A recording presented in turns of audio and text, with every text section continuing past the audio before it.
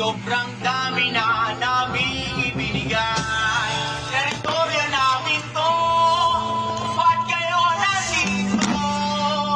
Ito'y tahanan namin ibibigay.